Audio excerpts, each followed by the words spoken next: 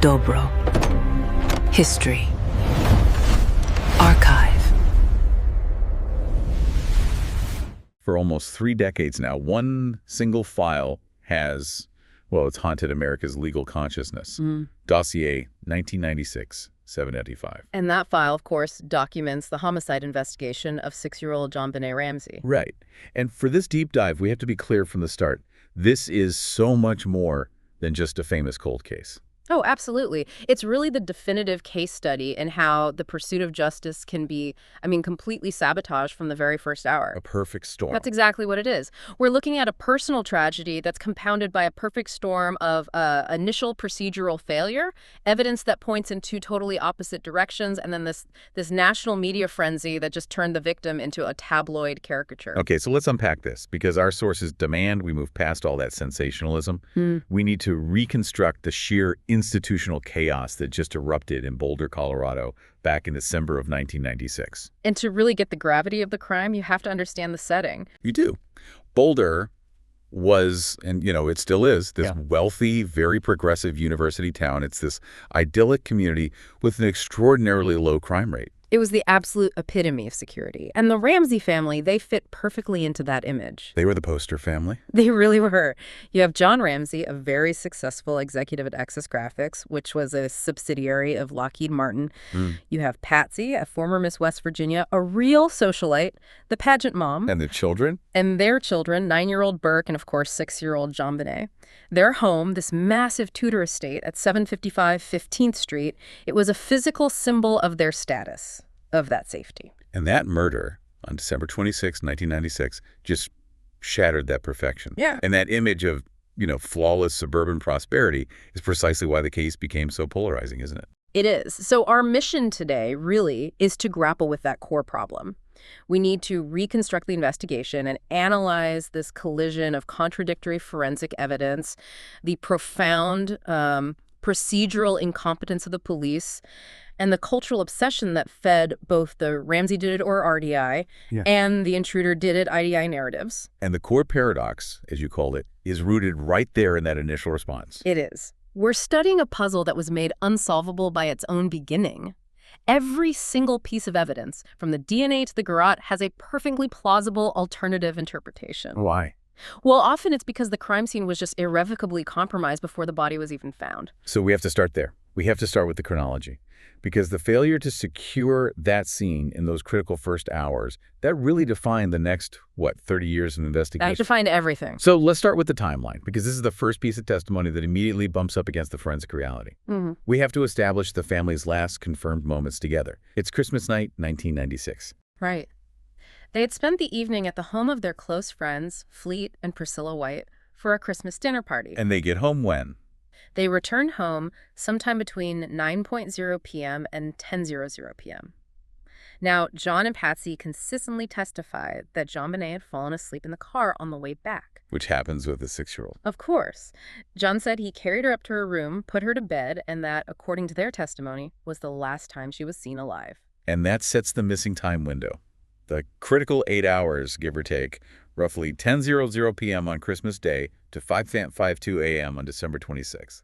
That's when the murder occurred. That's the official alibi.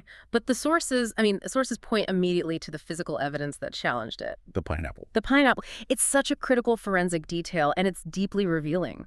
The autopsy, which was performed later, revealed partially digested pineapple in JonBenét's small intestine. Which is a very specific anatomical location, not the stomach. Exactly. And based on known human digestive rates, forensic pathologists calculated that she must have eaten that fruit approximately 1 to 2 hours before the fatal blow. So she ate it sometime between, say, 11 p.m. and midnight. Correct. Which means, if John and Patsy's testimony was true, that JonBenét was asleep from 10:00 p.m. onward, that timeline simply doesn't hold up. It can't. She was awake. She was downstairs in the common areas, and she was eating long after the parents claimed she was safely tucked into bed. This is the first immediate and very deep crack in the family's narrative. And this discrepancy, it provides the first key trigger for everyone who believes in the RDI theory, right? It suggests the parents lied to compress the timeline to eliminate that period where a fatal argument might have happened. That's the argument, yes. It completely changes the landscape of that night. Okay, that brings us to 5:52 a.m. Patsy Ramsey places a frantic 911 call. She's reporting a kidnapping. She says she found a 3-page ransom note on the spiral staircase in their home. The sources all describe her voice as hysterical, screaming, claiming her daughter was gone and this note had been left. And the police response then is calibrated for a kidnapping. Which is the heart of the procedural failure. But even the call itself contained these profound anomalies. The big controversy surrounds the analysis of the seconds after Patsy believed she had hung up the phone. But the dispatcher was still recording. The line was still open, and investigators scrutinizing that highly distorted audio, they claimed to discern 3 different voices. 3 voices. And who did they believe those voices belonged to? Well, Patsy, obviously, as the caller. Then they believed they heard John Ramsey's voice saying, in a sort of stern or frustrated tone, "We're not speaking to you." Okay, and the third? And this is critical. A younger voice, a child's voice, possibly Burke's, asking, "What did you find?" What did you find? Now, that single piece of contested audio completely contradicts the Ramsey family's narrative. Entirely. They had maintained that Burke was asleep in his room the whole night, that he only woke up much later after the police were already there. But if that audio is correct, it suggests the family wasn't just awake, they were conferring. They were actively engaged in a discussion about the note and maybe the crime before the police even got there. Yes, it implies coordination or at least some prior knowledge, which completely undermines their public posture of shock and innocence. But it was never used in court, right? The quality was too poor. Exactly. The poor quality of the recording meant that the interpretation was never definitively accepted as evidence. It hangs there as this huge question mark. So the police are on their way. Officer Rick French arrives just before 6:80 a.m. And here, right here, is where the institutional failure really begins. It does. The officer does a brief search, and he notes something absolutely critical. There were no signs of forced entry, the doors were all locked, and the alarm system hadn't been set. That should have been a massive red flag. It should have immediately triggered a total shift in procedure. I mean, in the vast majority of child abductions, the crime scene is characterized by evidence of a break-in or a rapid exit. A broken window? A jimmied lock? Something. Anything.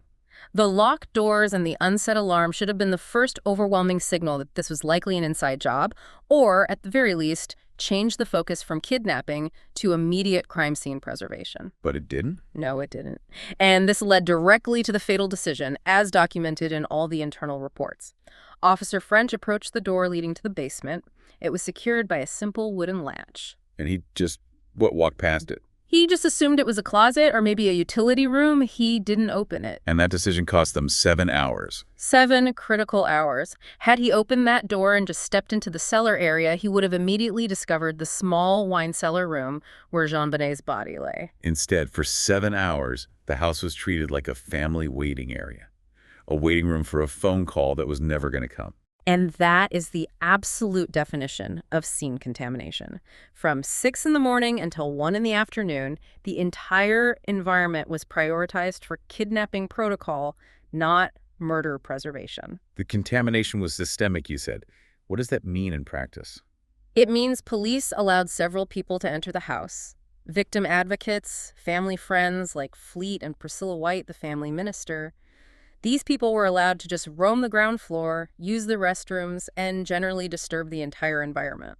And they weren't just passively waiting, were they? The sources say they were actively cleaning. They were. They wiped down surfaces in the kitchen. They were trying to be helpful, making coffee, tidying up.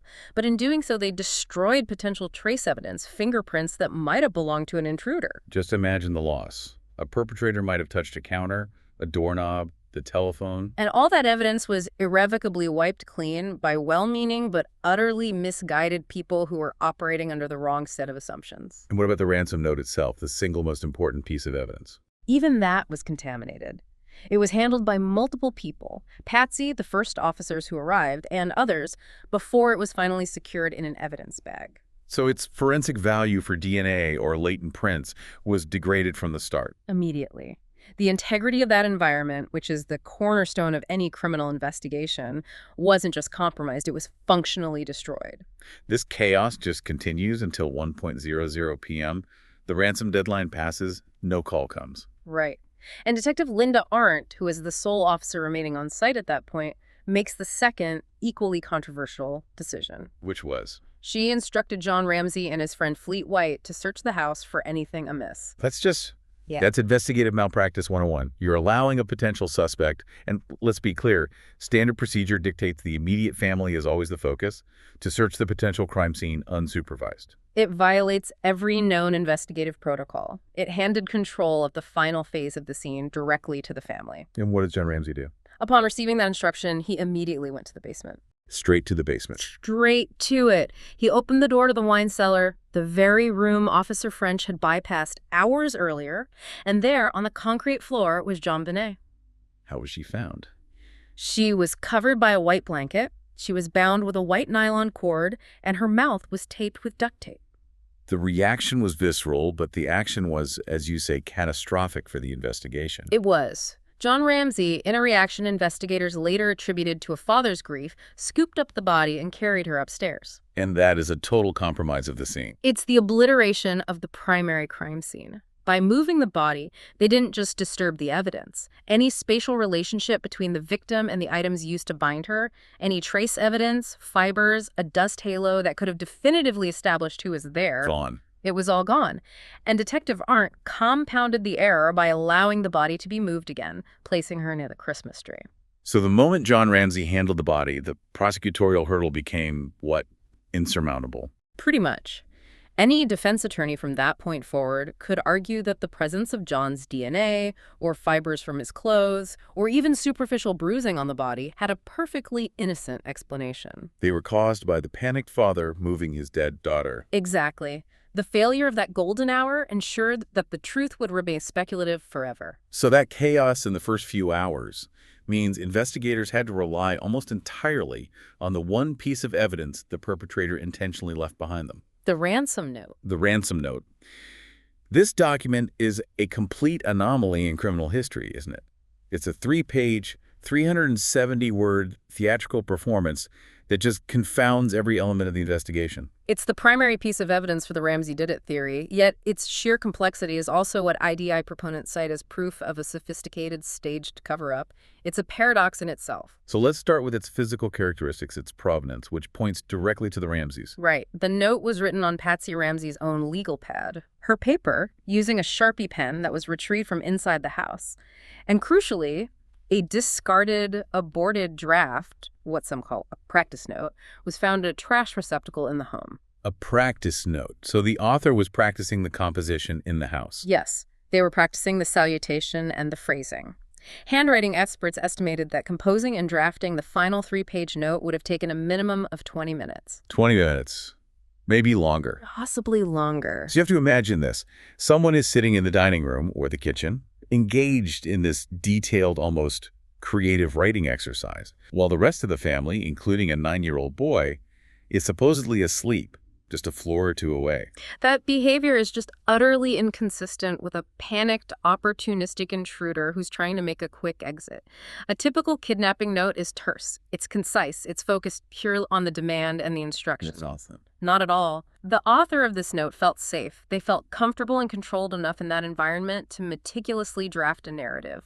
Okay, let's dissect the language itself, because this note reads less like a demand for money and more like the script for a terrible movie. 370 words. It's far too long for a high-stakes crime. And the linguistic analysis, it points to an educated writer who is attempting and frankly failing to role-play a villain. Take the phrase small foreign faction. Right. Why would a genuine terrorist or criminal organization, which by definition views itself as powerful, describe itself as small? It makes no sense. It suggests a layperson who's mimicking the idea of a criminal persona that they've gleaned from media reports or pop culture, but they don't actually understand the lexicon of crime. And then you have the demand itself. $118,000. Such a specific number. Absurdly specific, and the sources reveal the chilling significance of that number. It almost exactly matched John Ramsey's executive Christmas bonus for that year. Which was $118,170.50. Exactly. That detail is forensic gold for the RDI theory. It indicates intimate, specific, insider financial knowledge. An intruder would demand a round number, $1 million, $500,000. Of course. Not a bizarrely precise, low figure tied directly to the victim's father's recent compensation. It suggests the author had access to John's financial paperwork or had discussed the bonus recently. It anchors the motive and the knowledge of the author firmly within the Ramsey household. The pop culture mimicry is also just stunningly amateurish. It is. You've got these stock phrases like "listen carefully," which is a common trope in film, lifted directly from movies like Dirty Harry and Ransom. But the most egregious example is that line, "Don't try to grow a brain." A near-direct, clumsy lift from the 1994 action film Speed. The author was relying on a cultural template for criminal demands, not genuine criminal experience. It suggests the perpetrator was acting. They were performing a role they had seen on screen. The formality of the language also stands out. Terms like adequate size attaché. Or just the overall educated tone. It points away from a desperate, low-income criminal and towards an educated individual. And finally, the tense. Yes, the tense. Linguists pointed out the repeated use of the present tense. She dies, you die, instead of the conditional future tense, she will die. What's the significance of that? Well, psycholinguistically, the present tense suggests that the author knew the victim was already deceased when they were composing the note. They weren't issuing a threat. They were justifying a staging operation, covering up a murder that had already happened. So if the linguistic evidence points overwhelmingly towards staging and insider knowledge, then the identity of the author should have been easy to pin down through handwriting analysis. It should have been, but of course it wasn't. The analysis became a full-fledged battleground. And the focus was on Patsy. It was. John Ramsey was quickly excluded as the writer. The focus shifted entirely to Patsy. Multiple experts, including those from the Colorado Bureau of Investigation, the CBI, they conducted extensive analysis comparing the note to Patsy's known handwriting samples. And what were the CBI's specific findings? They concluded there was a high probability that she wrote it. Why? They pointed to specific, complex similarities in letter formation. Notably how certain loops and connections were formed, particularly the letter A, and just the overall pen movement. But more than that. More critically, they noted clear evidence of conscious attempts at disguise. The hand appeared deliberately shaky or less controlled than her normal writing. It suggested an effort to mimic a different hand, perhaps someone older or less educated. That sounds damning. If the state's own experts found a high probability of a match, why didn't they secure conviction on that alone? Because the defense experts were equally skilled, and they argued the complete opposite. They highlighted significant systematic differences between the note and Patsy's natural handwriting, arguing the discrepancies were too profound to be dismissed as just disguise. So they created reasonable doubt. They created sufficient reasonable doubt. And legally, you need more than a high probability for a criminal conviction. You need certainty. The ambiguity created by the disguise, whether Patsy wrote it poorly or someone else wrote it, that remains the primary hurdle. The note is overwhelming circumstantial evidence against the family, but it's not a signed confession. And that complexity just sets the stage for the autopsy findings, which further cement the conclusion that this was never, ever a kidnapping. No, it wasn't. The autopsy, which was conducted by Dr. John Meyer, it revealed a level of violence and staging that utterly contradicted the premise of that ransom note. The official cause of death was very specific: asphyxia by strangulation, associated with craniocerebral trauma. The head trauma is the first point of just shocking brutality. JonBenét suffered a massive comminuted fracture, which means the bone was broken into several fragments. It spanned 8.5 inches across the right side of her skull. A rectangular piece of bone was displaced directly into her brain. That requires massive force. Massive force from a heavy, blunt object with a linear edge. And the sources confirmed that the large Maglite flashlight, which was later found staged on the kitchen counter, fit the exact required weight and dimensions to inflict that kind of fracture. And the blow was delivered while she was alive. Yes. The microscopic analysis of the tissue showed a vital reaction. That's the body's immediate, localized response to injury. Pathologists agree this blow was likely immediate and devastating. It would have rendered her unconscious instantly, which explains the complete lack of defensive wounds or signs of a struggle. So the head trauma silenced her. It silenced her, allowing the second, more elaborate part of the murder, the staging, to take place without any noise. And the second cause of death was the asphyxia by strangulation. This was inflicted by a homemade garrote found around her neck. And this item, too, points directly back to the household. Absolutely. The garrote was constructed from a length of white nylon cord and a broken piece of wood used as a handle. and the provenance of that wood is critical. It was a paintbrush handle. It was identified as the broken handle of a paintbrush belonging to Patsy Ramsey. The bristle end of that same brush was later found with her art supplies. So the perpetrator, in the dead of night, found Patsy's art supplies, broke the paintbrush, and then used the handle to construct a murder weapon. Which suggests intimate knowledge of where materials were kept in the house. Or, if you believe Patsy was the author, easy access to her own belongings. And the structure of the garrote itself became a point of forensic contention, didn't it? It did. It included what some called a complex system of knots, including a sliding noose used to tighten the ligature. Intruder proponents argued this suggested specialized knowledge, maybe a sailing or mountain climbing background, implying the perpetrator was an outsider with technical skills. But the RDI proponents, they countered that argument. They did. They said that while the knots were tight, they were fundamentally just basic overhand knots that anyone could quickly tie under stress. The true complexity lay not in the knotting skill, but in the elaborate nature of using a garrote at all. Which is extremely rare in child abduction homicides. Exceedingly rare.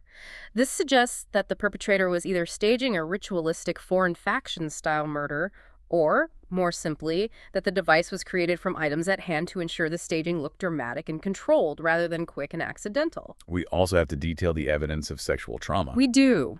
The autopsy noted abrasions and hyperemia, which is an abnormal redness caused by pooling blood in the vaginal area. It was consistent with digital penetration or the insertion of a foreign object. But no semen was found. No semen. This specific trauma introduces the element of a sexual motive. Now, for IDI proponents, this profiles a predatory, pedophilic intruder, the classic outside monster. But for RDI proponents, the lack of semen and the staged nature of everything else means this could have been a staged sexual assault, designed to mislead police away from a family motive. Exactly. A way to create a profile that didn't fit anyone in the house. And this brings us back, chillingly, to the pineapple. We established she ate it shortly before her death, which challenges the parents' timeline. But the location of the pineapple consumption, that ties directly to a key suspect in the RDI theory. It does. A bowl of fresh pineapple with a serving spoon was found on the breakfast room table. Forensic analysis confirmed Patsy's DNA on the bowl, which is consistent with her preparing the snack, and crucially, Burke Ramsey's fingerprints on the serving spoon. So this places 9-year-old Burke and JonBenét together in the kitchen between 11 p.m. and midnight when the parents claimed both children were sound asleep upstairs. And that fact is the engine of what's known as the Burke theory. Which posits what exactly? The theory posits that the initial conflict was accidental or rage-driven. Perhaps it stemmed from a fight over the pineapple or a bedwetting incident later that night, and it culminated in Burke striking JonBenét with that heavy flashlight. And the parent? The parents, driven by a panicked desire to protect their only remaining child, then engaged in the elaborate theatrical cover-up, writing the note, staging the body, and concocting the narrative of the sleeping children. This is all just overwhelming circumstantial evidence pointing toward the family. The note, the staging, the pineapple. But then it collides violently with the single most compelling piece of evidence pointing away from them. The unknown male 1 DNA profile. The DNA. This is the shield behind which the Ramsey family has always sought public vindication. It is. And it's crucial for you to understand this was trace epithelial cells, or touch DNA, not semen. This genetic material was recovered from 2 primary locations: the crotch area of JonBenét's underwear and from under her fingernails. And initially, the technology was limited. It was. But the profile they generated was sufficient to exclude every male member of the family, John, Burke, and all of their known associates. The profile was simply deemed unknown male. The breakthrough came much later, in 2008. Right, nearly 12 years after the murder, driven by advancements in forensic technology. New methods allowed investigators to extract and sequence touch DNA from the waistband of JonBenét's long johns, where the cells are usually preserved because there's less friction. And this sample yielded a more robust profile. One that matched the unknown male 1 that was found in her underwear. So based on this specific match, the same DNA found in 2 different intimate locations on the victim's clothing. The district attorney, Mary Lacey, she publicly announced the exoneration of the entire Ramsey family in 2008. She did. Her conclusion was clear. The presence of the same outside male DNA, in her words, pointed definitively to an intruder. And this is the forensic paradox we have to contend with. We have an anonymous male profile found in intimate areas that excludes the family. But many, many forensic pathologists strongly challenge the DA's interpretation. They argued that relying solely on trace DNA to the exclusion of the overwhelming circumstantial evidence, the stage note, the household supplies, the absence of forced entry, is bordering on forensic malpractice. That skepticism centers on the concept of transfer DNA. For our listeners who may not fully grasp the implications, just how easily can touch DNA be transferred, and how does that create reasonable doubt about its source? Well, touch DNA, which is microscopic skin cells left behind when a person touches an object, is highly mobile. The sample quantities we're talking about here were measured in picograms, tiny, tiny fractions of a cell. The DNA could have arrived on the clothing through several plausible and entirely innocent routes. What are the primary transfer theories that the critics considered? Well, first, there's the factory worker hypothesis. The sources detail that the underwear was packaged by multiple people. If a worker coughed or just had incidental contact with the garment during manufacturing or packaging, those cells could remain dormant until the garment was worn. And the second theory? Casual contact. JonBenét had just been at a Christmas party.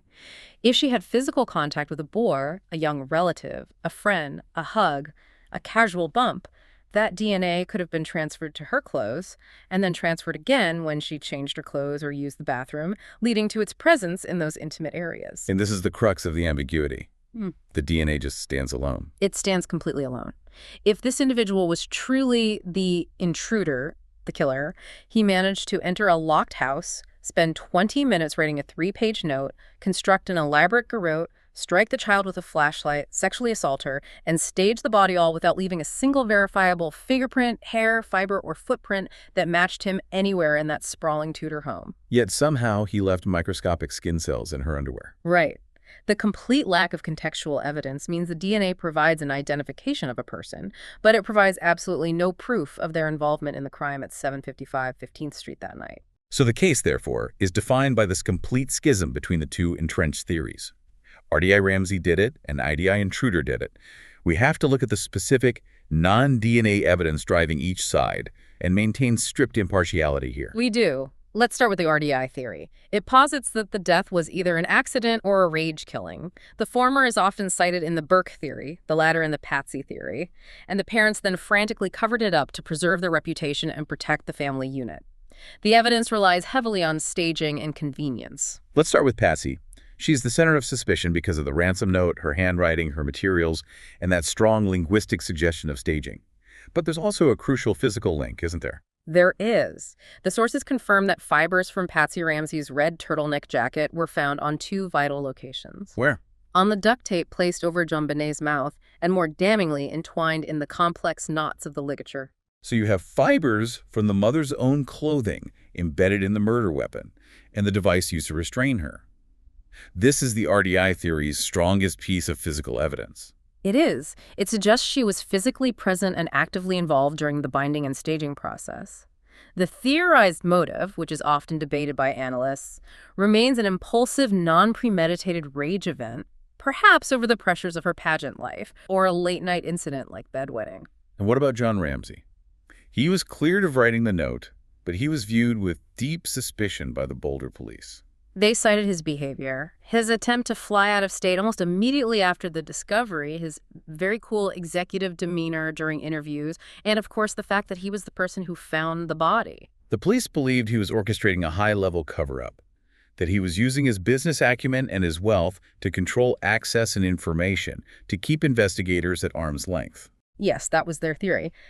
And then we have to return to the Burke theory, which is fueled by that pineapple evidence. The scenario posits that Burke, at 9 years old, struck JonBenét with the flashlight in a moment of juvenile rage, maybe over a snack that escalated.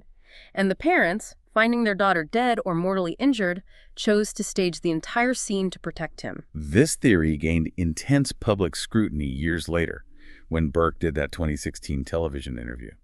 The sources mentioned his perceived smiling demeanor during that discussion of profound trauma. And it's so vital to handle that interpretation with extreme caution. While critics seized on it as proof of guilt or something called duping delight, behavior experts correctly point out that this is not forensic evidence. Right. Such behavior can be a nervous tic, it can be a manifestation of severe social anxiety, or just a coping mechanism for discussing deeply buried trauma. While it fueled public suspicion, it offers no tangible proof of his guilt. Okay, now let's look at the other side. The IDI theory, which was championed by Detective Lou Smith before he resigned in protest. This theory relies on the physical evidence that suggests unauthorized entry and an outside perpetrator. The first piece is the broken window in the basement train room. The IDI argument suggested this broken pane, along with a suitcase found directly beneath it, was a planned entry or exit point for the perpetrator. But the police found a pretty strong counter-argument to the window theory. They did, an undisturbed spiderweb in the corner. The police argued that if a human being had squeezed through that narrow opening, the web presumably would have been torn. They used this to argue the window was broken long before the incident and wasn't a viable entry point that night. Then there is the high-tech boot print.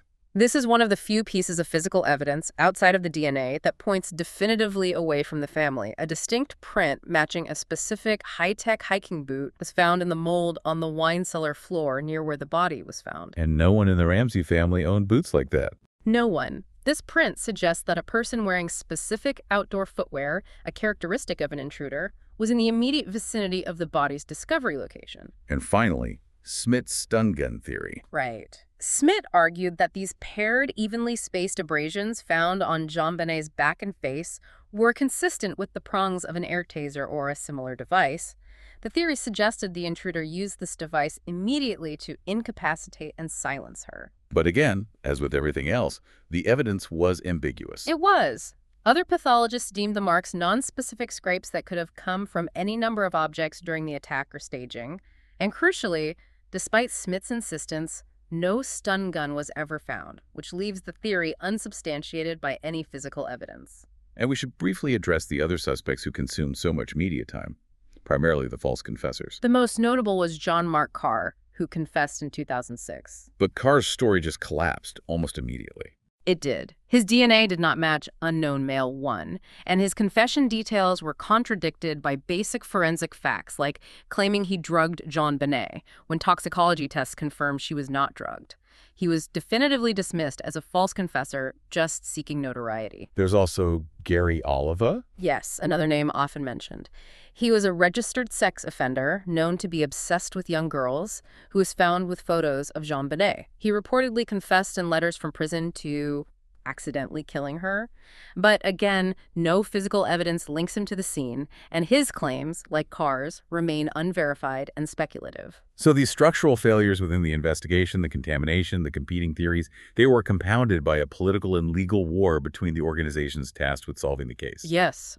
The system broke down entirely, creating a devastating command vacuum. The investigation was essentially paralyzed by this deep-seated conflict between the Boulder Police Department, the BPD, and the District Attorney's Office, which was led by Alex Hunter. They fundamentally disagreed on how to interpret the evidence and the direction the investigation should take. The BPD, led by Commander Mark Beckner and Detective Steve Thomas, they had intense tunnel vision, didn't they? They did. They focused almost exclusively on the overwhelming circumstantial evidence of staging, the note, the garrote from household items, the lack of forced entry, and they were utterly convinced the Ramseys were the perpetrators, or at least the orchestrators of the cover-up. And they grew increasingly frustrated. Enormously frustrated because the DA's office, feeling the immense pressure of securing a conviction in such a high-profile case, refused to issue warrants or move toward charges without a definitive piece of evidence. They wanted a DNA match or an irrefutable handwriting analysis. They believed the circumstantial case, though strong, would be torn apart by the defense because of the contaminated crime scene.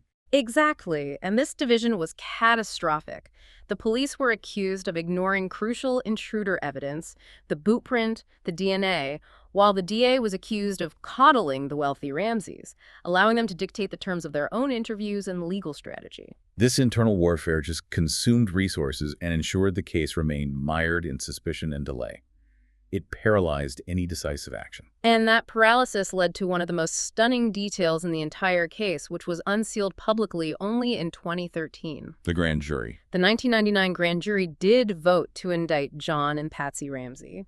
This is a critical distinction because the grand jury, which hears evidence presented by the prosecution in private, they clearly believed there was probable cause that the parents had committed a crime. They did. But the charges they voted on were not for first-degree murder, which requires premeditation, or even second-degree murder, which implies intent. No. They were very specific. Precisely. The charges voted on were highly specific and legally revealing. First, child abuse resulting in death. It alleged they unlawfully, knowingly, recklessly, and feloniously permitted a child to be unreasonably placed in a situation that posed a threat to the child's life. Which suggests the grand jury believed the parents allowed the deadly situation to occur. Perhaps the fatal blow from Burke or negligence that led to the event, and that they were responsible for the ensuing death, even if they didn't strike the fatal blow themselves. Exactly. And the second charge was accessory to a crime. This is arguably the most insightful charge of all. It alleged that they assisted the killer in a cover-up. Which implies that the grand jury, after hearing weeks of evidence, concluded the parents were not the primary killer, but they knew who was employing Burke and actively concealed evidence and staged the scene to protect that person. That's the logical conclusion from that charge. But the DA still refused to act. District Attorney Alex Hunter immediately refused to sign the indictment. Hunter's refusal was a stark example of the difference between the probable cause standard, which is what's required for a grand jury indictment, and the beyond a reasonable doubt standard required for a conviction at a criminal trial. And he didn't think he could meet that higher standard. He was convinced he couldn't. He believed that the evidence conflicting, contaminated, and undermined by the discovery of the trace DNA was simply too weak to withstand the rigorous scrutiny of a trial jury. He saw the compromised crime scene and the existence of the unknown male 1 DNA as insurmountable hurdles. He argued that a good defense would simply exploit those gaps and win an acquittal, which would permanently end the possibility of ever trying the case. And that decision, however controversial it was, ensured that John and Patsy Ramsey were never brought to trial. Beyond the legal failures, the case became a profound cultural flashpoint. It really exposed deep anxieties and class divisions in American society. Oh, absolutely. The pageant controversy became the defining narrative for the media. Right.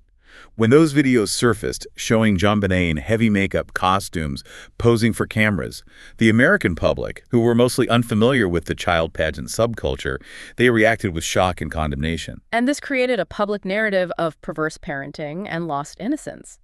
Patsy was immediately framed as a narcissistic stage mother who had corrupted her child. Which provided an implicit media-driven motive for a rage-fueled crime. It did. And JonBenét became less of a tragic victim and more of a caricature, the little beauty queen, which arguably dehumanized her in the public eye. And the wealth gap. That fueled the perception of a separate system of justice. It absolutely did. The Ramseys' resources allowed them to immediately hire high-powered defense attorneys, forensic experts, a sophisticated PR firm. They dictated the terms of their police interviews, keeping investigators at arm's length for months. And critics argued bitterly that a lower-income family would have been separated, interrogated, and potentially charged within 48 hours. They did. The Ramseys' ability to construct this legal and public relations fortress around themselves fueled the perception that their wealth was their shield, ensuring the investigation remained paralyzed by bureaucracy and delay. So let's bring the listener up to the present. We're in 2025. The investigation is still technically active, and the focus now is entirely on overcoming the limitations of the original forensic testing through advanced technology. Specifically, forensic genetic genealogy, or FGG. Right. The Boulder Police and the CBI are under immense public and political pressure to retest the existing evidence using the same methods that have solved decades-old cold cases like the Golden State Killer. The current strategy is to use that unknown male 1 profile and try to upload its full sequence, if sufficient sample remains, to genealogy databases looking for familial matches. The goal, of course, is to find a second or third cousin of unknown male 1, trace the family tree back, and finally put a name to the ghost in the machine. But this promise comes with a massive existential peril. And the peril is sample quantity. The existing samples are measured in picograms. These are tiny, minute amounts of material.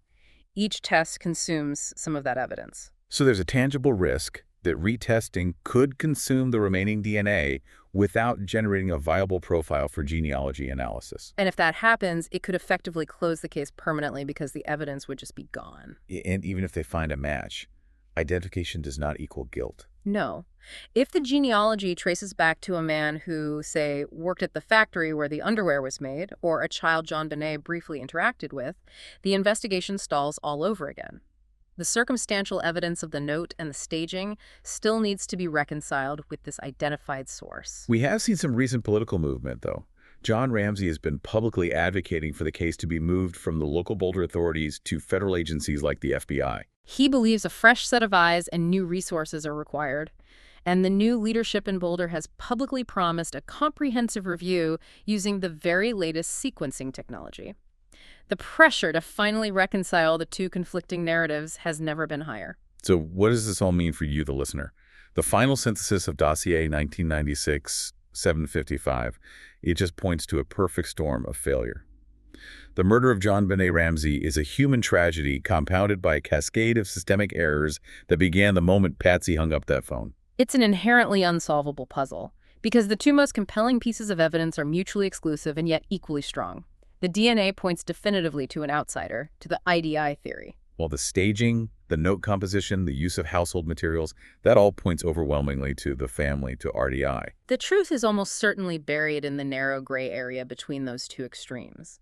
It's either a domestic incident that was elaborately covered up to look like an intruder, or it was an incredibly lucky, hyper-aware intruder who somehow managed to enter, kill, stage, and use the chaos of the home's own supplies to leave these confusing, contradictory clues. The enduring lesson from this case really is a grim masterclass in the importance of the golden hour in any criminal investigation. It is. The failure to secure the Ramsey home and treat it as a crime scene immediately on the morning of December 26, 1996, ensured that the truth would be buried under layers of contamination, speculation, and unresolvable ambiguity. So the case ultimately hinges on reconciling the existence of that unknown male 1 DNA profile against the overwhelming evidence of the staging in the note.